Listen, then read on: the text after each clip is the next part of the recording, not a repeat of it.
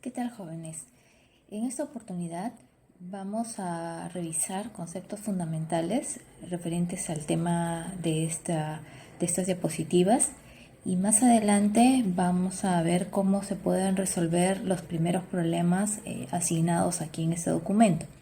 Los problemas de la diapositiva 25 y 26 ya los he adjuntado anteriormente con, con otra grabación, ¿ya?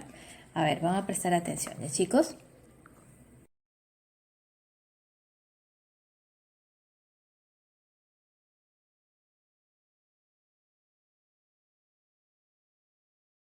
El tema de esta sesión es la primera ley de termodinámica y el postulado de estado, ¿no? ¿Qué es lo que vamos a revisar en esta sesión? ¿Ya? Lo que vamos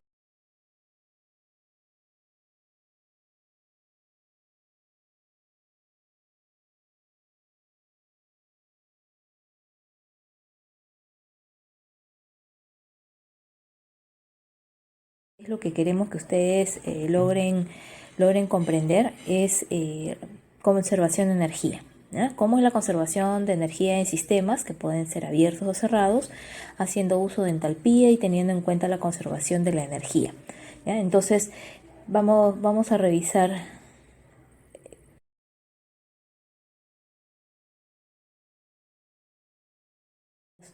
algunos fundamentos.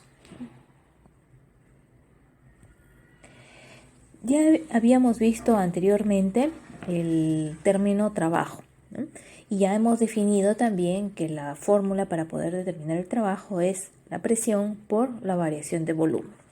En este espacio, ¿no? Es bueno recordar, ¿no? Y que también lo vamos a ver más adelante en otras diapositivas, ¿no? Lo siguiente, ¿no? Que el trabajo va a ser positivo o también puede ser negativo. Tener en cuenta que cuando se trata de una expansión, el trabajo es liberado, por lo tanto, cuando nosotros hagamos un cálculo, el resultado nos va a salir con un valor negativo, ¿ya? Sin embargo, en el caso de la compresión, nuestros cálculos nos van a llevar a obtener un trabajo con signo positivo, ¿ya? Seguimos. A ver.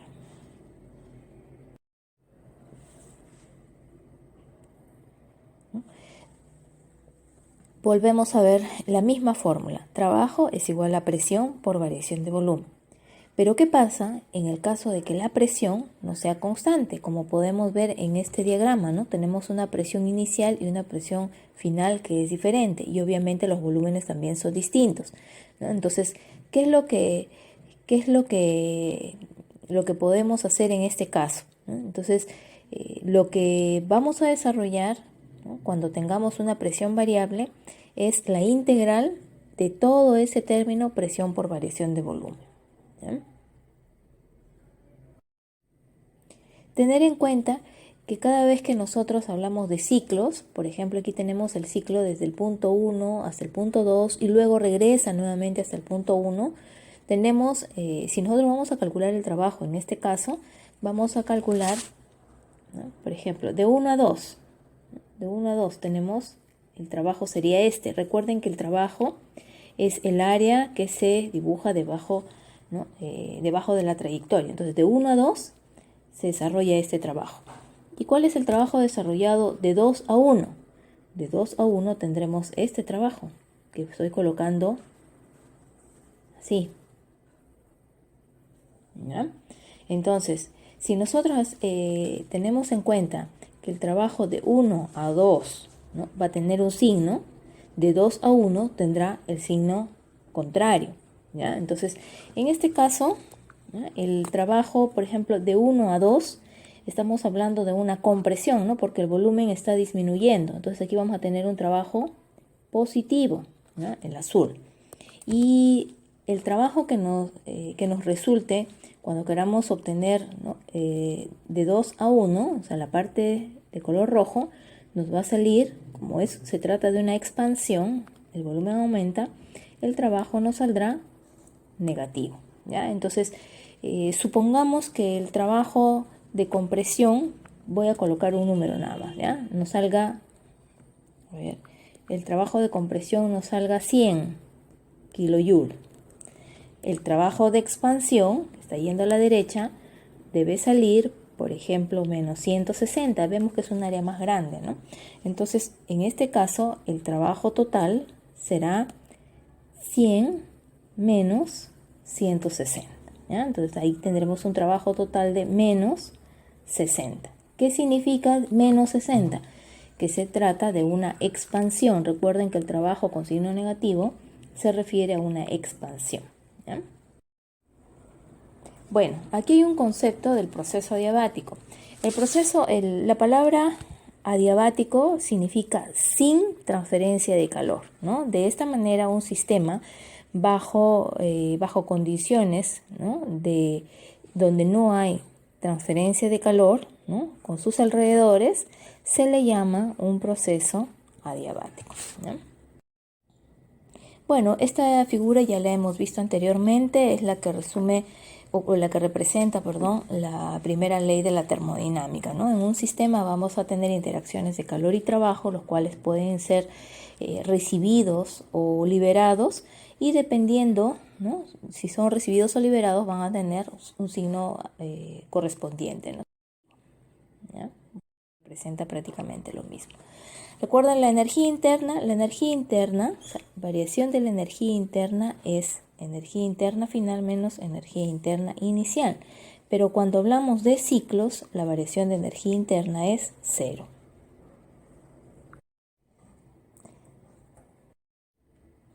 Ya. El trabajo, como ya hemos visto en clases anteriores, cuando decía ¿cuál es la fórmula para determinar el trabajo? La fórmula que más recordamos es esta, ¿no?, fuerza por distancia. Pero hay que tener en cuenta algo. Esta fórmula de trabajo la vamos a usar cuando estemos refiriéndonos a un trabajo mecánico, ¿no? Y el trabajo es una forma de energía, ¿ya? Entonces, en algunos casos podemos obtener nosotros el trabajo con esta fórmula, que es la de la energía potencial, ¿ya? Entonces también masa por gravedad por altura. En otros casos, ya vamos a ver algunos problemas más adelante, el trabajo puede estar representado también por la energía cinética, cuya fórmula es masa por velocidad al cuadrado sobre 2, ¿ya? ¿Y qué pasa cuando hablamos de fluidos gaseosos, donde vamos a tener expansión o compresión? En este caso, esta fórmula que teníamos inicialmente, ¿no?, tiene una pequeña variación, ¿no? Ya hemos explicado anteriormente también que la presión es igual a fuerza sobre área, ¿no? Voy a escribirlo por acá. Presión es igual a fuerza sobre área. De aquí despejo la fuerza es igual a presión por área. Esta parte es la que voy a colocar acá. O sea, en vez de poner esta fuerza, voy a colocar presión por área y la variación, ¿no?, de posición, ¿no? O sea, fuerza por distancia. Pero ¿qué pasa? ¿Qué pasa? Que yo aquí puedo asociar, ahora esta parte que estoy sombreando de verde, encerrando de verde, el área por una distancia puede ser representada en este caso como el volumen. Entonces, de ahora en adelante nosotros trabajamos esta fórmula donde el trabajo es la presión por variación de volumen. Si la presión es constante, utilizamos esta fórmula de acá, ¿ya? Y recuerden que en una expansión el trabajo nos va a llevar a un valor negativo. En cambio, en la compresión el trabajo va a ser positivo. En una expansión libre se asume que el trabajo es 0. ¿Por qué? Porque en una expansión libre, ¿no?, si un gas va a tener una expansión, quiere decir que no hay presión.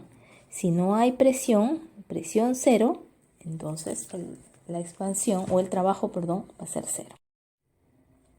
Bueno, si nosotros regresamos a esta ecuación de la primera ley de la termodinámica, delta de U es igual a calor más o menos trabajo, ¿no? Este delta de U es la energía del sistema. Entonces podemos decir delta de la energía es igual al calor más o menos trabajo, ¿ya? Pero ¿qué pasa? Realmente hay otras formas también de variación de energía, que son las que tienen que ver con la masa. ¿Ya? Para este caso, entonces, las variaciones de energía, ¿ya? La entrada menos salida de energía va a ser igual a las interacciones de calor, las interacciones de trabajo y las interacciones de masa. Solo que en caso de sistemas cerrados, recuerden que no hay ingreso ni salida de materia, por lo tanto este término se vuelve cero. Si es que habláramos de sistemas abiertos, ahí sí consideramos este último término, ¿ya? Entrada de masa o salida de masa. Otra cosa, recordamos que el calor es igual a la masa por el calor específico y por variación de temperatura. De esto, entonces nosotros podemos expresar el calor específico, ¿no?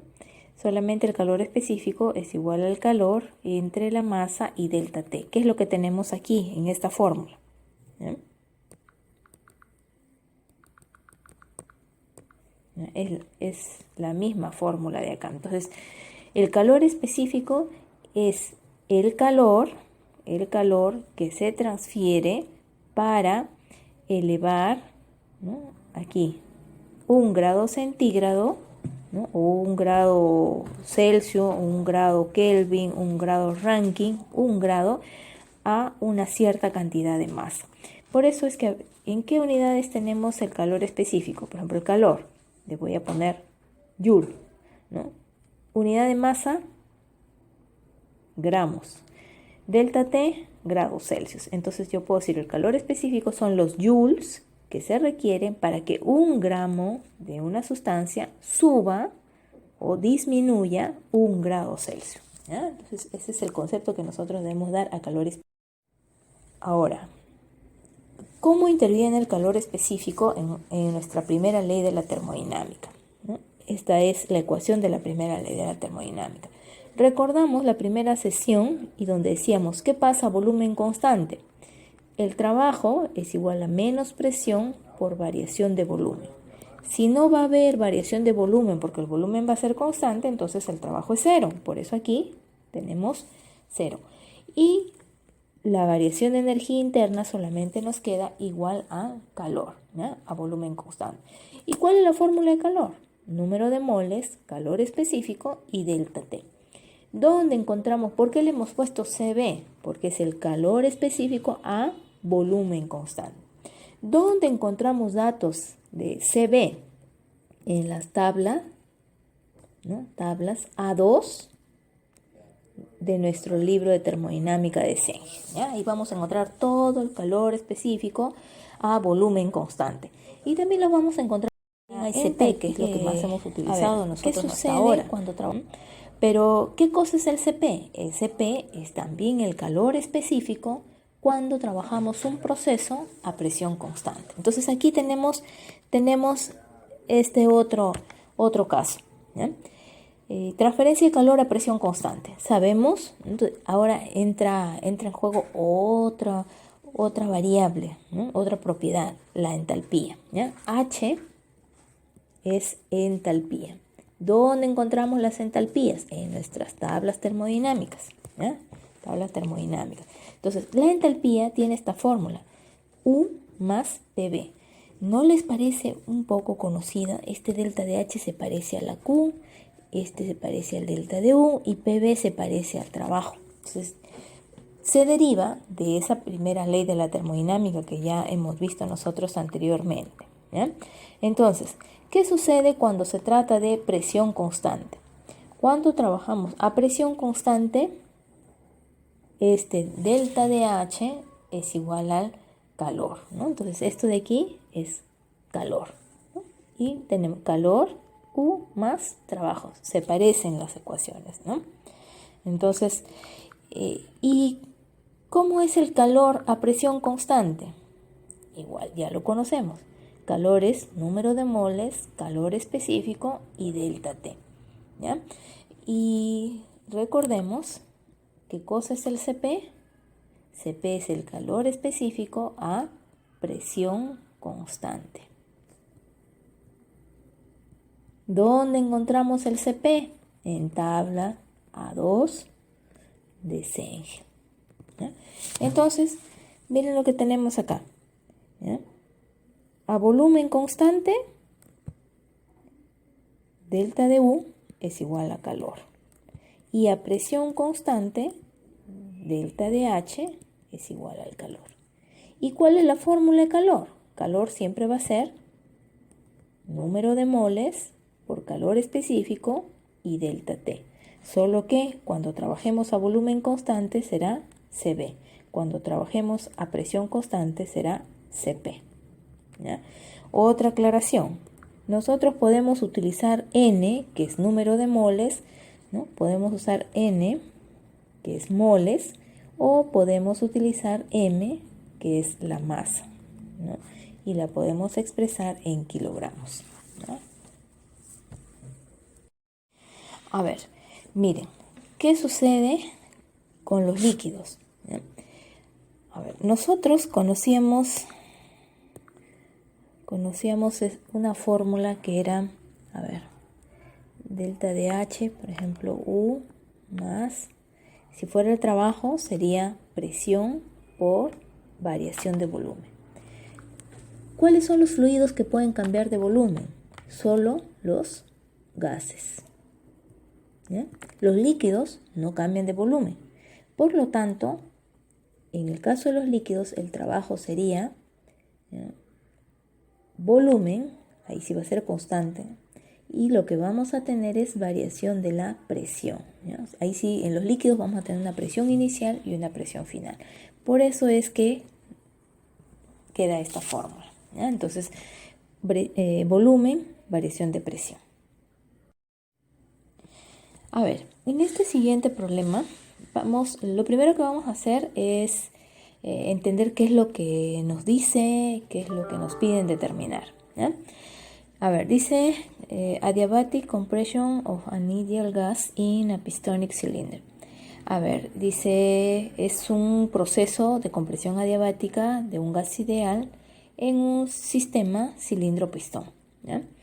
Dice, nitrógeno está contenido en un cilindro que es comprimido adiabáticamente, ¿ya? Miren, comprimido adiabáticamente. ¿Qué me indica eso? Compresión significa que voy a tener una presión final mayor que la inicial, ¿no? O también que el volumen final va a ser menor que el inicial. Y adiabáticamente quiere decir que aquí no tengo nada que ver con el calor, ¿ya? La temperatura aumenta desde 25 grados Celsius hasta 225 grados Celsius. La pregunta, ¿cuánto es el calor desarrollado? ¿No? El calor no, ¿cuánto es el trabajo, ¿no?, que se desarrolla? ¿No? Y asumir que la constante, ¿no?, el calor específico, ¿no?, es una constante que equivale a esa fórmula, Cp entre R igual 7 medios. Y que el nitrógeno se desenvuelve como un gas ideal, ¿ya?, de acuerdo a las leyes del gas ideal. Entonces vamos a ver por acá. Puede ser más pequeña el enunciado, ¿ya? Primero, de acuerdo a la primera ley de la termodinámica, conocemos nosotros que delta de U es igual a calor más trabajo. En este caso, como nos habla de un sistema adiabático, calor es igual a 0. Por lo tanto, delta de U es igual al trabajo. Entonces, ¿qué es lo que me pide el problema? ¿Cuánto trabajo se está desarrollando? Entonces, ¿cómo voy a determinar yo aquí el trabajo? ¿No? Puedo cambiar acá, ¿no?, el sentido. Trabajo es igual a delta de U. ¿Y a qué es igual delta de U?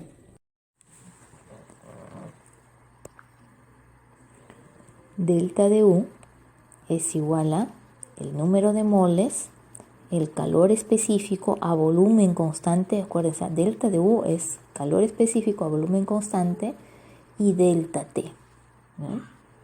Ahora, ¿cómo hallo CB? Si aquí en el problema me están dando este dato, CP entre R es igual a 7 medios. De esto yo puedo sacar, ¿no?, que CP es igual a 7 por R entre 2, 7 medios. Pero ¿qué tiene que ver? Ese CP, o sea, calor específico a presión constante. Y a volumen constante, para eso nosotros tenemos una fórmula, ¿no? CP menos CB es igual a R. ¿Se acuerdan? Eso lo vimos también en las primeras clases. Entonces, si yo necesito despejar CB, será CP menos R será igual a CB. Entonces, ya este CB es el que necesito colocar acá en esta ecuación, ¿no? Ahora, ¿tengo número de moles? No me dan número de moles, entonces no voy a asumir que es por un mol o por un kilogramo, ¿ya?, dependiendo las unidades en las que tenga CB. Ahora vamos a reemplazar en nuestra ecuación. Delta de U es número de moles, calor específico a volumen constante, delta T. A ver, delta de U, número de moles, voy a asumir que es un mol, ¿no? CB es, ¿no?, CB es CP menos R, ¿no? Ese es el CB. ¿Y delta T? ¿Cuánto era delta T? ¿No? Delta T es 225 menos 25 grados Celsius. Sigo reemplazando. Delta de U es igual a 1 mol. CP, ¿cuánto vale CP? Aquí está. CP es 7 medios de R. Menos R, y esto de acá vale 200 grados Celsius. ¿No? Sigo. Delta de U es igual a 1 mol. 7 medios de R menos R. Esto es como si yo dijera, a ver, le voy a poner 2 entre 2, para tener el mismo denominador, 2, 2, ¿no? 2 entre 2 es 1, o sea, no afecta. Entonces, 7 medios menos 2 medios, ¿cuánto es? Me da 5 medios de R, ¿ya? ¿Y cuánto vale R? 8,314 en unidades Joule sobre mol por grado Kelvin. Y eso lo vamos a multiplicar por el delta T, que es 200 grados Celsius o 200 grados Kelvin, que al final es, no hay problema ahí, ¿ya? ¿Por qué no hay problema? El delta T, ¿ya?, el delta T en grados Celsius o en grados Kelvin es lo mismo, ¿ya? Entonces, el delta T, cuando restamos, ¿ya?,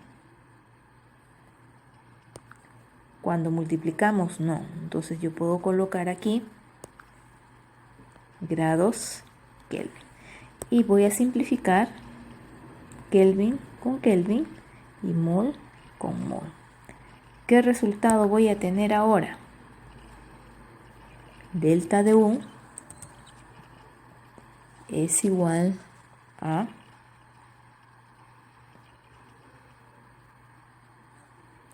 5 por 8,314 y por 200. Hacemos esa operación y el resultado nos da 4157 joules, ¿ya? Ojo que estoy asumiendo que es para un mol, ¿ya? Entonces, si la pregunta es cuánto es el trabajo, ya sé que el trabajo es igual al delta de U, por lo tanto será 4157 joules, ¿ya?, igual que el delta de U.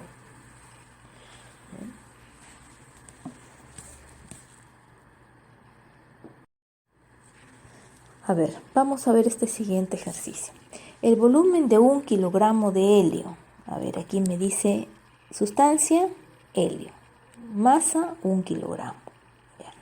En un dispositivo cilindro émbolo es 7 metros cúbicos. ¿Qué cosa es 7 metros cúbicos? El volumen inicial, porque acá me habla de condiciones iniciales.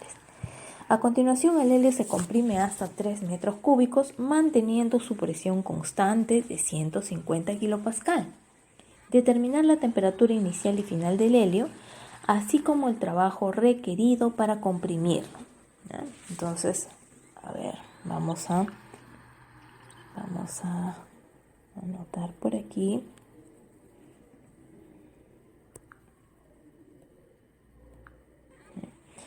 Entonces, datos, ¿no? Datos, les voy a poner aquí datos iniciales y por aquí datos finales, ¿ya? Condición 1, condición 2, ¿ya? Iniciales 1 y las condiciones finales son 2. ¿Qué datos tenemos en el punto 1? Bueno, la masa va a ser la misma en inicial y final porque hay conservación de la masa, ¿ya?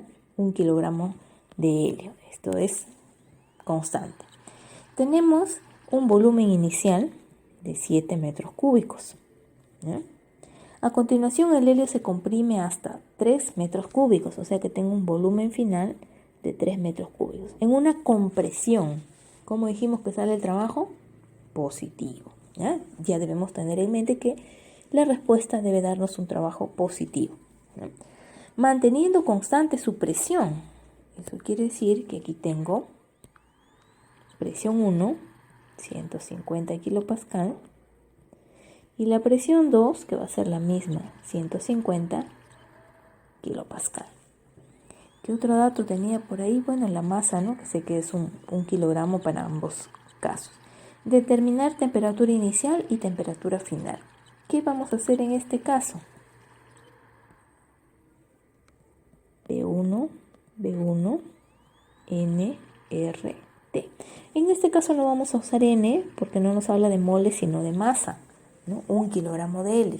Entonces voy a tener presión por volumen es igual a masa por R y por T. ¿Qué me piden hallar? T1. T1. ¿A qué es igual T1? Si despejo aquí, T1 será igual a presión 1, volumen 1, entre la masa y R. Vamos a reemplazar. ¿Cuánto es la presión 1? 7. Presión 1, 150 kilopascal. Volumen 1, 7 metros cúbicos. Masa 1, 1 kilogramo. Y R, ahí viene el problema. ¿De dónde saco R? Ahí no puedo utilizar el 8.31 porque eso está en joule por mol. Aquí tengo que utilizar el que tiene que ver con kilogramos. Entonces, ¿qué vamos a hacer ahí? Vamos a ir a nuestras tablas termodinámicas, a la tabla A1. ¿Ya? Y en la tabla A1, un ratito.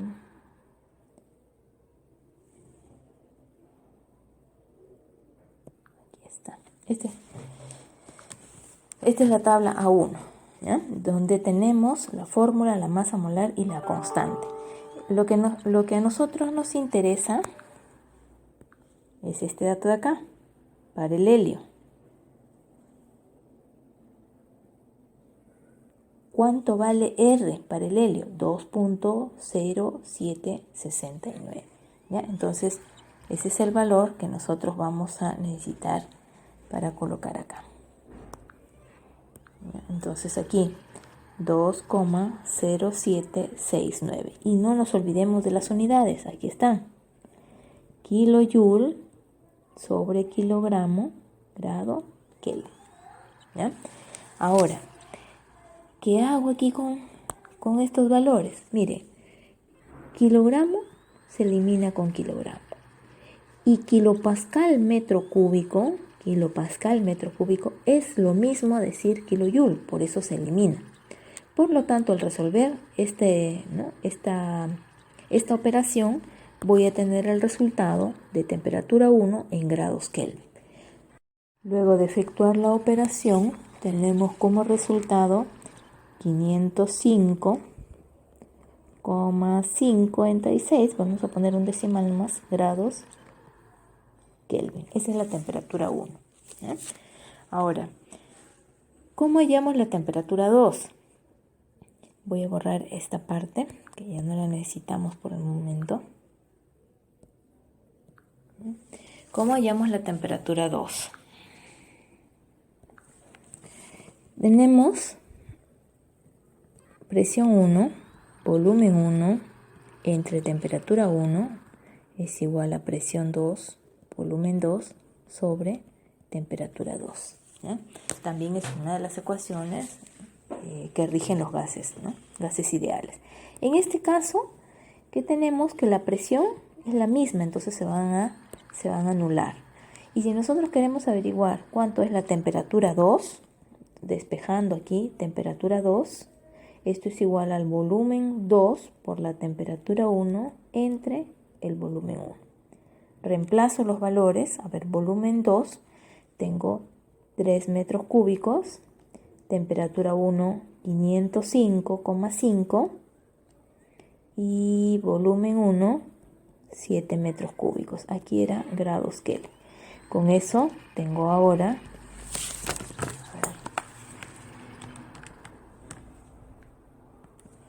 la temperatura 2 es 216,6 grados Kelvin.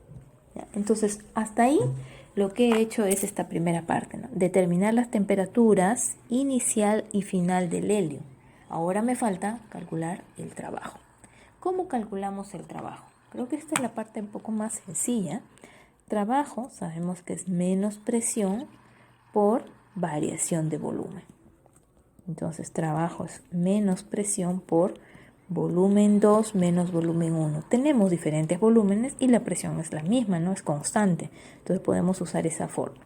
La presión menos 150 kilopascal. Volumen 2, 3 metros cúbicos. Volumen 1, 7 metros cúbicos. ¿Ven? Los dos están en metros cúbicos. Entonces, ahora reemplazamos y vamos a efectuar esa operación. Y el resultado nos va a dar, a ver, menos 150 kilopascal. Y el resultado es menos 4 metros cúbicos, por acá, trabajo, más 600 kilopascal por metro cúbico.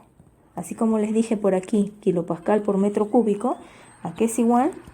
A kilojoule. 600 kilojoule. Entonces, y recordemos que un trabajo de compresión nos da un valor positivo, ¿no? ¿Se trata de compresión? Sí, el problema nos dice, ¿no? Se comprime. Y además nos está dando un volumen inicial de 7, un volumen final de 3, así no nos diga la palabra compresión, ya sabemos que por la disminución de volumen se está dando una compresión, ¿ya? Y tenemos el trabajo positivo.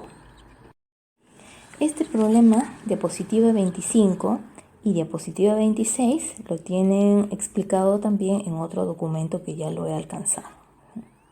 Entonces vamos a pasar al siguiente problema.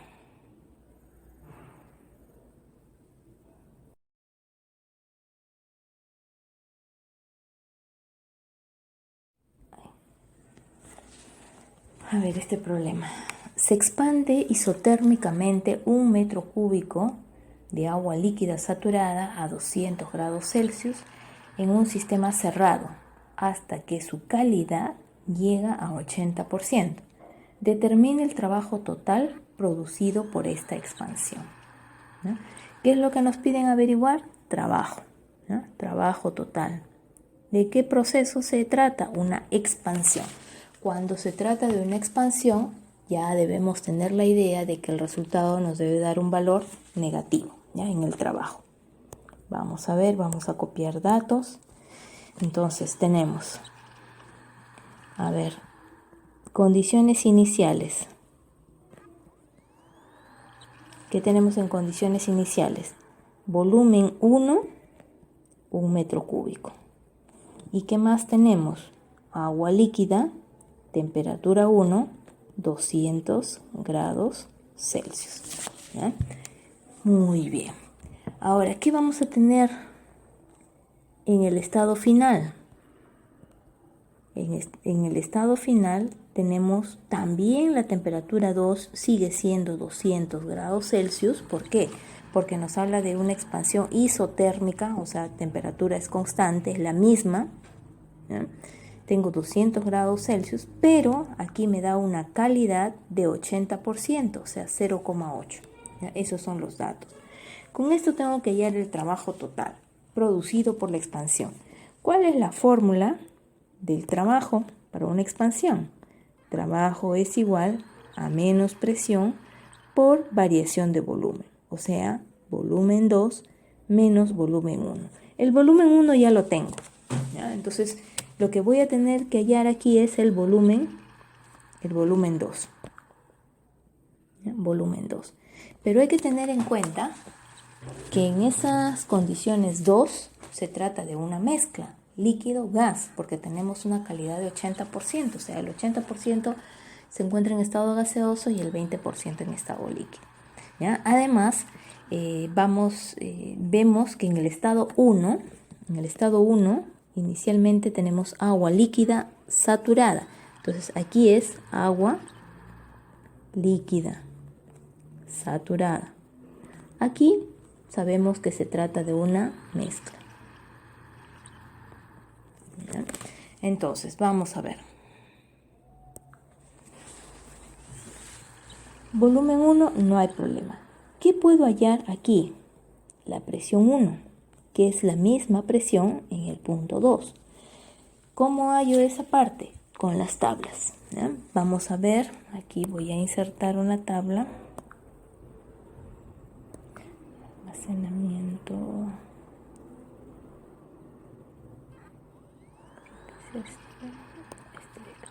Ahí está. Ya, esta es la tabla A4 donde tengo las condiciones de volumen específico en función a la temperatura. ¿Ya? Entonces aquí tengo temperaturas y acá tengo el volumen específico de líquido y vapor. En este caso, para el caso 1, a ver, nos vamos a la parte de abajo y aquí lo tenemos. Para 200 grados Celsius corresponde la presión de 1554,9. ¿Ya? Presión 1, 1554,9 kilopascal. Ojo que esa presión es la misma presión 2, es constante, 1554,9 kilopascal. ¿Ya? ¿Y qué más tengo aquí? Tengo el volumen del líquido y el volumen del gas. ¿Por qué me interesa saber volumen del líquido y volumen del gas? Porque con eso voy a hallar la fórmula del volumen de la mezcla. Volumen del líquido 0,001157, ya saben que es metros cúbicos por kilogramo, y el volumen del gas 0,12721. Con esos dos valores yo puedo hallar el volumen de la mezcla. Recuerden que el volumen de la mezcla es volumen del gas por la calidad más volumen del líquido por 1 menos la calidad.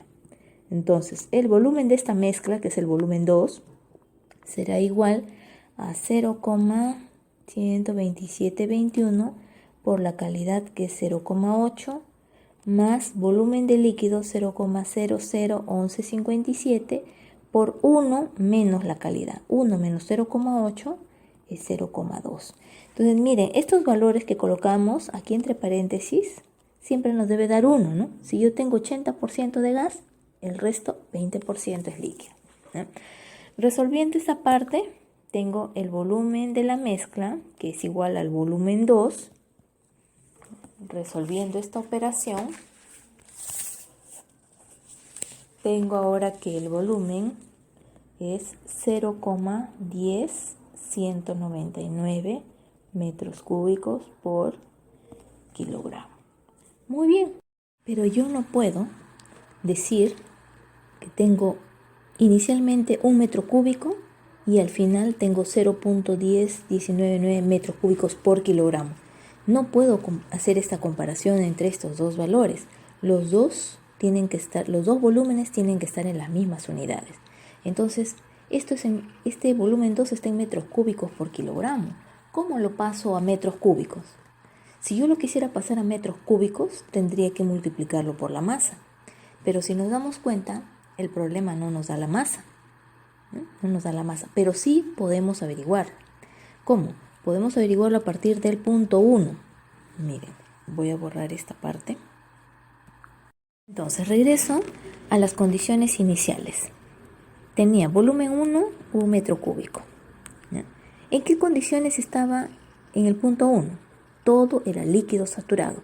¿Y cuánto es el volumen específico en ese punto 1? Volumen específico es el volumen de líquido, porque todos se encontramos en estado líquido. Entonces es 0.001157 metros cúbicos por kilogramo. Entonces yo puedo decir, ¿no?, que un kilogramo ocupa 0.001157 metros cúbicos. ¿Cuántos kilogramos habré tenido si el volumen inicial era 1 metro cúbico? Con regla de 3 simple yo puedo saber ahora que esta masa, ¿no?, hago 1 por 1 entre 0.001157 y el resultado me da 864,3 kilogramos. ¿Ya? ¿Se acuerdan que en los problemas de la clase anterior habíamos visto cómo pasar de volumen a masa o cómo pasar de masa a volumen? Eso estamos aplicando ahora con el volumen específico, ¿ya? Otra manera de resolver esta parte podría ser así. Si yo tengo 1 metro cúbico, ¿no?, ¿cómo lo paso a masa? Eso lo hago en función a este dato. Entonces yo puedo decir 1 kilogramo ocupa un volumen de 0.01157 metros cúbicos. 1 por 1 entre 0.001157 me va a dar lo mismo, 864,3 kilogramos. Esa es la masa.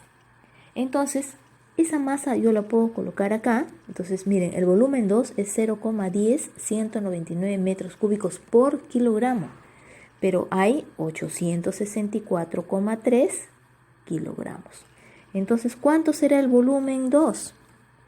¿No? Multiplico 0,10199 por 864,3 y el resultado me da 88,15 metros cúbicos. Ahora sí, ¿cuánto era el volumen inicial? 1 metro cúbico. ¿Cuánto es el volumen final? 88,15 metros cúbicos. ¿Aumentó el volumen? Claro, aumentó porque se trata de una expansión. Entonces ahora sí puedo reemplazar en esta fórmula, ¿ya? Trabajo es igual a menos la presión. Y aquí vamos a tener cuidado. Aquí he colocado la presión, pero no está correcto, ¿ya? Aquí la presión es 1554,9, pero pascales, ¿ya? No es kilopascales. Esto de acá es pascales. Por lo tanto, voy a escribir aquí mi presión, 1554,9 pascales por volumen 2, 88,15 menos 1 metros cúbicos. La respuesta es 135.509,5 pascal por metro cúbico, que significa joule, ¿ya? O también lo expresamos en kilojoule. Y aquí me faltó, signo negativo, menos, ¿no? Este es igual a menos, ahora puedo colocar 135,5 kilojoule. Estoy colocando la misma respuesta, pero ahora en kilojoule. Bueno, espero que esta explicación de estos 3 o 4 problemas que hemos desarrollado les sirva de referencia para que ustedes continúen con los ejercicios que quedan a continuación. Por favor, resuélvanlo porque esto lo vamos a chequear en la clase que vamos a tener de manera síncrona y necesito más que todo despejar sus dudas, ¿ya? Nos vemos.